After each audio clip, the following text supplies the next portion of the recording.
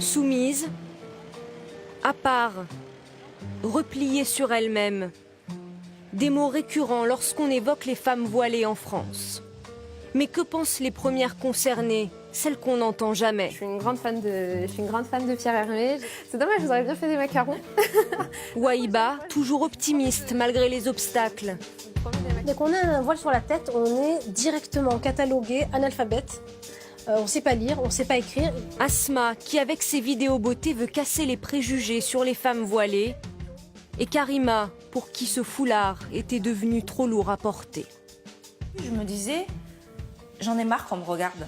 J'ai envie de redevenir anonyme comme j'étais avant. 3 femmes actives et leur histoire avec le voile. Nous n'avons pas cherché à savoir pourquoi elles l'avaient mis, mais seulement comment elles le vivent au quotidien. Rencontre avec celles qui, en cherchant à se protéger des regards, suscitent l'effet inverse.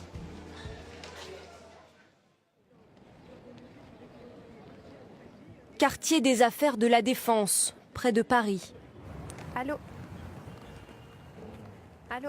Wahiba a rendez-vous avec son plus gros client, une start-up dans le domaine de l'énergie qui avait lancé un appel d'offres pour concevoir sa stratégie de communication.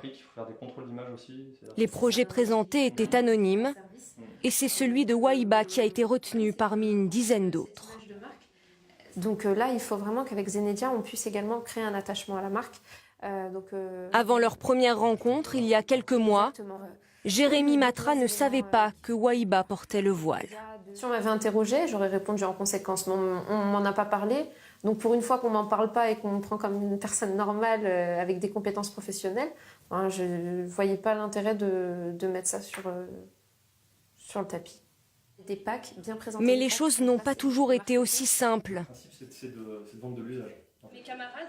Voici Wahiba, il y a 2 ans, lors de son discours de fin d'études dans son école de communication. La jeune femme est major de promo et elle a déjà encaissé les coups. À tel point que le recruteur d'une célèbre agence m'a dit qu'il fallait mieux que je me réoriente et que je songe à une reconversion professionnelle parce que, je cite, un transsexuel avait plus de chances de réussite que moi. Je vous avoue que j'ai eu mal, j'ai eu très mal. J'ai même songé à tout abandonner, à suivre le conseil de ce monsieur, mais je ne l'ai pas fait finalement. Dans ce bureau de la Défense, c'est la première fois qu'ils abordent le sujet. Je ne sais pas ce qu'il pense du voile, par exemple. Et en fait, si ça se trouve, il a une aversion pour le voile, je ne sais pas. Mais en tout cas, il m'en a jamais fait part. Et on n'a jamais évoqué le religieux ensemble, ça jamais. On est entre professionnels aujourd'hui, une société, ce qu'elle doit, je pense, chercher à retenir avant tout des personnes avec lesquelles ils travaillent, c'est l'aspect compétence. Donc c'est vraiment ce sur quoi on a été rassuré dans la position de Wahiba.